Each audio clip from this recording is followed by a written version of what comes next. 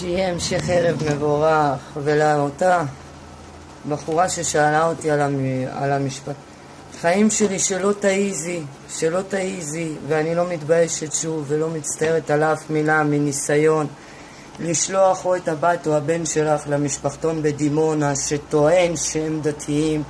חרטו בארטו חיים שלי, זה משפחתון כן שמשחק אותה דתי, אבל הם מחזיקים שם נוער בסיכון שבאו מהבית, כולל בנים. שום הפרדה אין במשפחתון הזה חוץ מלישון שהם מופרדים, שום הפרדה אין במשפחתון. חרטו בארטו חיים שלי.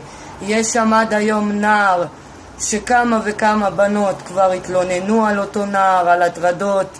עדיין המשפחתון, גם רווחת באר שבע מודעים על אותו נער, עדיין המשפחתון בדימונה מחזיקים אותו.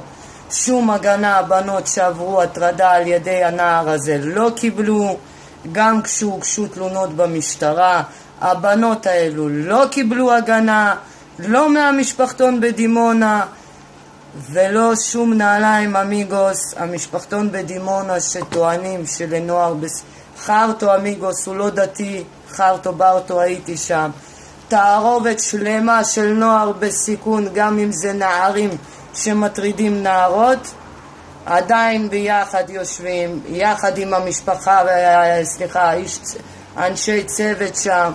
הרי גם גברת מיכל לא סדרה לכמה מהדם שלנו שם גישה, אחרי שקיבלה הוכחות שהמשפחתון בכלל לא דתי ולא נעליים. אז לאותה אישה שהחיים שלי שלא תעיזי לשלוח. עכשיו אני אגיד לך גם את השם של המשפחתון בדימונה, שלא תעיזי לשלוח לשם את הבת שלך. האחת האחייניות שלי עד היום עברה בדימונה הטרדה ושום דבר, אף אחד לא עזר לה.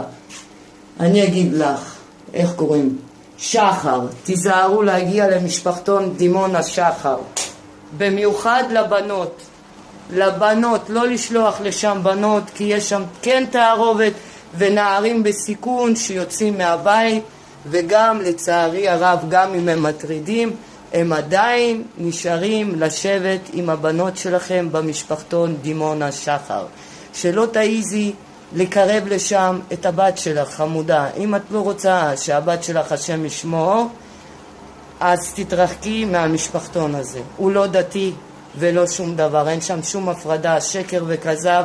הם פשוט עובדים כנראה גם על הדתיים, כנראה בשביל להוציא תרומות, לא מעבר. הוא לא דתי ולא שומרים שם, במיוחד לא על הבנות. חיים שלי, לא מצטערת על אף מילה.